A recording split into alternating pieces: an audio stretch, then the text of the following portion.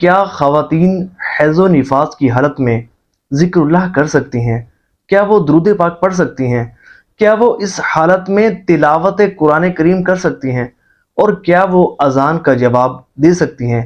تو دیکھیں، اس کا جواب یہ ہے کہ حیض و نفاس کی حالت میں تلاوت قرآن کریم کرنا حرام ہے، لیکن قرآن کریم فرقان حمید کی وہ آیات کہ جو ذکر و ثنا و مناجات و دعا پر مشتمل ہوں، انہیں بغیر تلاوت کی نیت کے ذکر و دعا کی نیت سے پڑھنا جائز ہے۔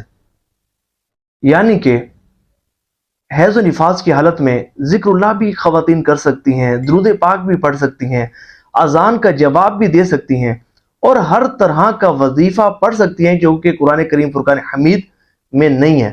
مختلف قسم کے وظائف پڑھ سکتی ہیں، لیکن وہ وظائف جو قرآنی ہیں، جن میں ذکر و ثنا و دعا و مناجات کا معنی پایا جاتا ہے، تو انہیں بغیر تلاوت کی نیت کے ذکر و دعا کی نیت سے پڑھنا جائز ہوگا۔ لیکن اس میں اس بات کا بھی خیال رہے کہ وہ آیات کے جو لفظ کل سے شروع ہوتی ہیں، تو لفظ کل پڑھے بغیر ان آیات کو پڑھنا ہوگا۔ اور اس میں اس بات کا بھی خیال رہے کہ قرآن کریم فرقان حمید کی وہ آیات کہ جن میں ذکر و ثنا و مناجات و دعا کا معنی نہیں پایا جاتا، تو ان کو بغیر تلاوت کی نیت کے بھی پڑھنا جائز نہیں ہوگا۔ اور اس میں ایک غلط فہمی عموماً جو ہے وہ خواتین میں یہ پائی جاتی ہے کہ وہ حیض و نفاس کی حالت میں وہ یہ سمجھتی ہیں کہ ہمیں بالکل نہیں نہانا، جب ہمارے ایام گزریں گے تب ہی ہم نہائیں گی۔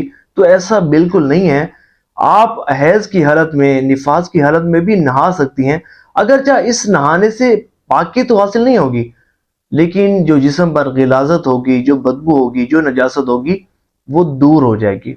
اور خواتین کو چاہیے کہ حیض و نفاس کی حالت میں ایسے ہی اپنا وقت نہ گزاریں، بلکہ ذکر اللہ کی کثرت کرتی رہیں، درود پاک کی کثرت کرتی رہیں، استغفار، استغفر اللہ کی کثرت کرتی رہیں، لا حول شریف کی کثرت کرتی رہیں۔ تو اپنے دیکھیں، بروز قیامت انسان کو سب سے زیادہ حسرت اس گھڑی پر ہوگی جو گھڑی بغیر اللہ کے ذکر کیے گزری ہوگی۔ تو اپنے وقت کو اللہ کا ذکر کر کے قیمتی بنایا کریں، اور خوب درود پاک کی کثرت کی کریں۔ دعا ہے کہ اللہ کریم جو سنا اس پر عمل کرنے کی توفیق عطا فرمائے۔